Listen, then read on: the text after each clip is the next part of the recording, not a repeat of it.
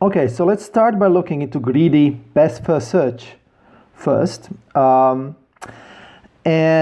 we start by modifying slightly the general search algorithm, the pseudocode that we just introduced. And the changes that I've made here are here essentially, right? So everything's the same as we had it before. I have one additional argument here, which is the heuristic function, in addition to the three components of my problem. And my update is here to the way how I insert the nodes into the list of open nodes. And I'm doing this by inserting according to the value of the f function. And the f function is defined to be the heuristic function, essentially. So f of a node is the heuristic value of the state that is stored, within that node. Okay, actually, I guess this line we don't even need here, right? Okay.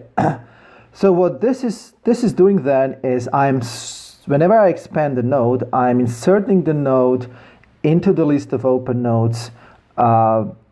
And I'm doing this according to the value of the heuristic function, so that the nodes that have a lower value of a heuristic function are going to be inserted to the left in the list of open nodes. And then, in the later iterations of the while loop here, they're going to be removed first and checked for goal state first and expanded first.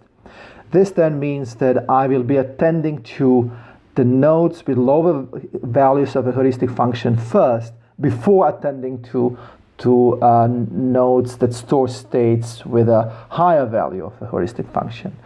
In other words, I will be prioritizing nodes with a lower value of a heuristic function, and this intuitively does make sense, since if the heuristic function is telling me where to go, then I would be better off if I would look into that direction first, right?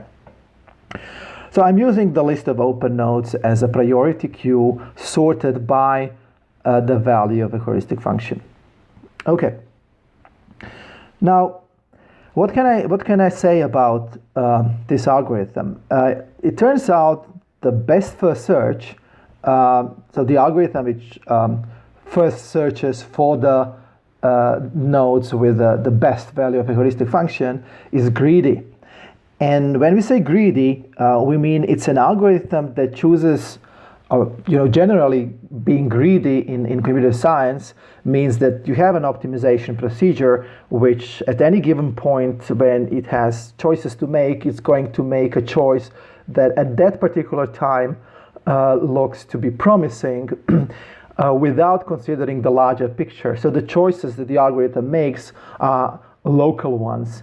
And this means that the algorithm is making locally optimal choices, but the locally optimal choices need not add up to a globally optimal strategy.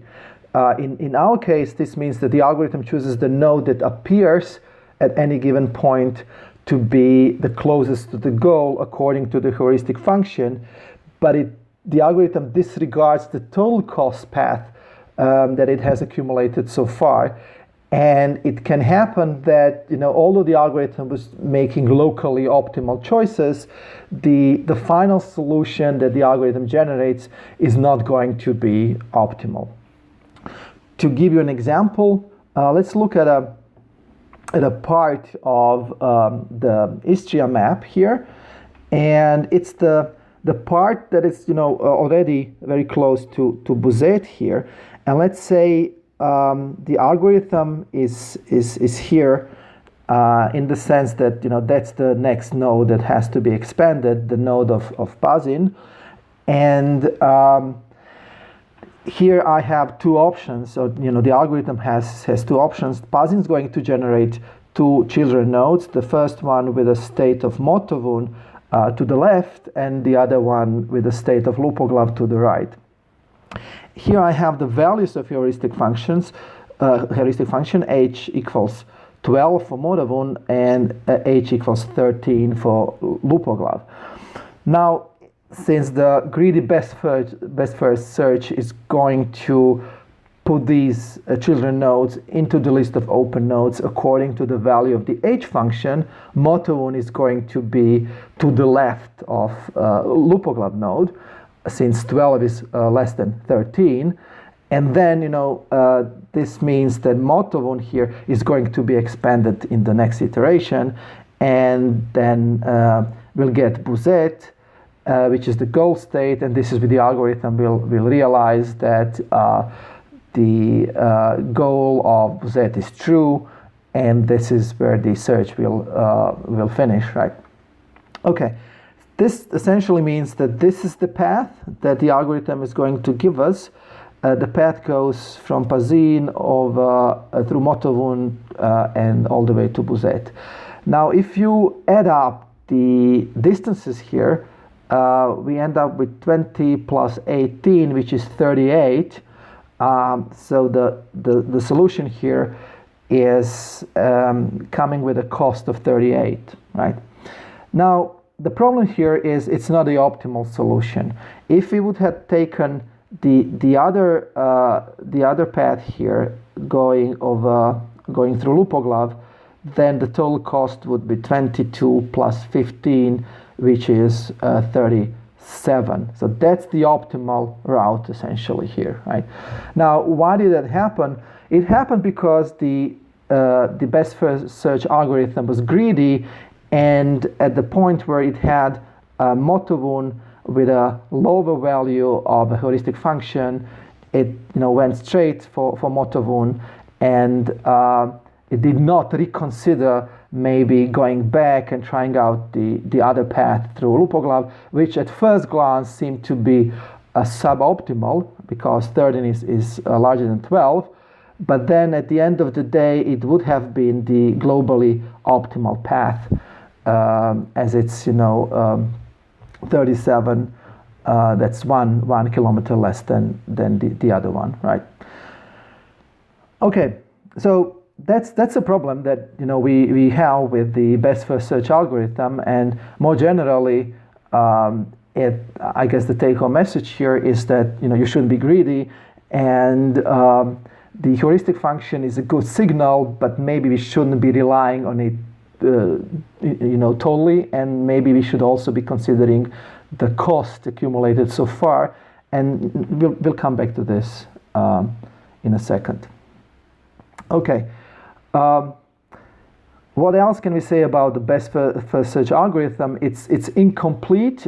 This essentially means that it can stuck in cycles, in loops. Since we are not using a visited states list, this means that we can go, for example, between Pazin and Lupoglav, and go in between these two states forever. Now, not in this particular situation, maybe, but you can think of a degenerative case where you essentially, set a heuristic value to 0 everywhere, and you effectively are turning off the heuristic function, and in this case, you can get stuck in infinite cycles, since you are not really considering the cost of the transitions, right? Of course, if you are losing a set of visited states, then you will prevent this from happening, and that's one thing you can do to make the algorithm complete, at least. In terms of time and space complexity, it's just another variant of the breadth first search algorithm, and the time and space complexity are both exponential. It's b to the power of m, where b is the branching factor and m is the depth of the maximum depth of the tree, of the search tree. Okay.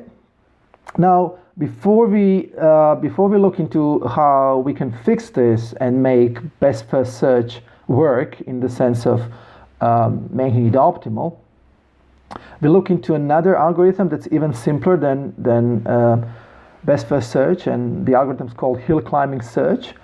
So it's a similar algorithm. It's again going to be greedy. It's going to be even more greedy, as it doesn't even bother to keep the generated nodes in memory.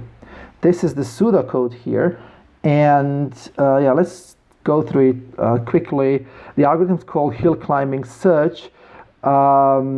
It's got the initial state and the successor function as arguments and the value of the heuristic function. Note that there is no goal function here, since this algorithm essentially does not test for the goal state. It just gives us the best effort solution, which generally need even not be the goal state. The algorithm has no list of open nodes.